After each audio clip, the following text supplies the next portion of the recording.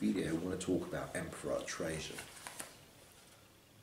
For he adopted Ulpius Trajan. Now that's Nerva, a native of Italica, a Spanish city, but of the highest, i.e. senatorial order, also of consular rank.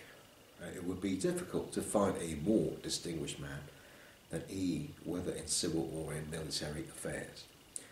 Indeed, he was the first or even the only one to extend Roman power across the Danube, where he subdued and formed into province the Bonited Dacians and some Mattian tribes under King the Gebelus and the Dardanians. At the same time, in the east, he defeated in a war all the nation which lived between the famous rivers the Indus and the Euphrates,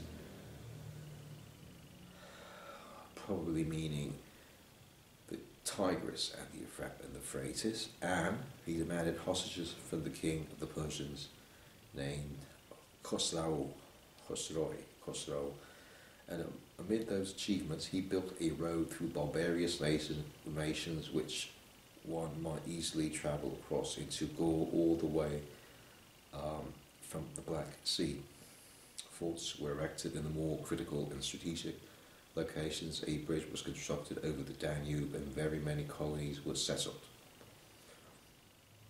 Furthermore, at Rome he improved and decorated in a more than magnificent fashion a forum. Many other structures began by Emperor Domitian, and showed an admirable concern for the permanent grain supply by reviving and strengthening the guild of the bakers.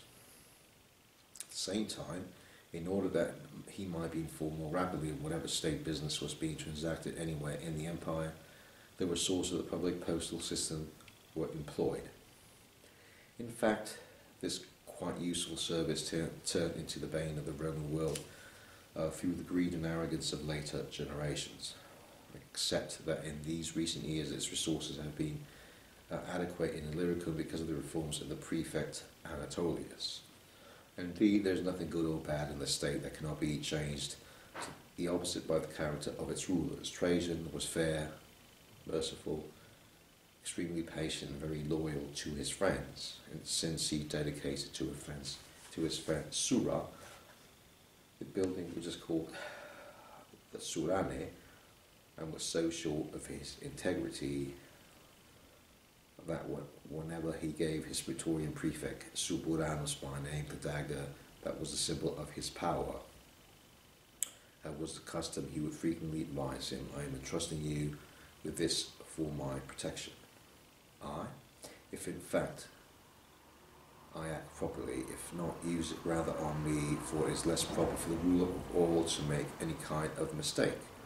Furthermore, he had prudently moderated his excessive fondness for wine, a fault which he was afflicted like Emperor Nerva, by prohibiting his orders from being carried out after prolonged banquets.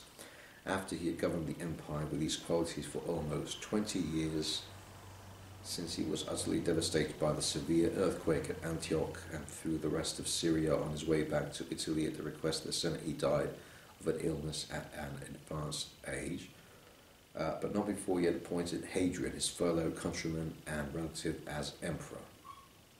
Although there are others who think that the imperial power was acquired through the favour of Plotina, Trajan's wife, who had pretended that Hadrian had been designated heir to the throne in her husband's will.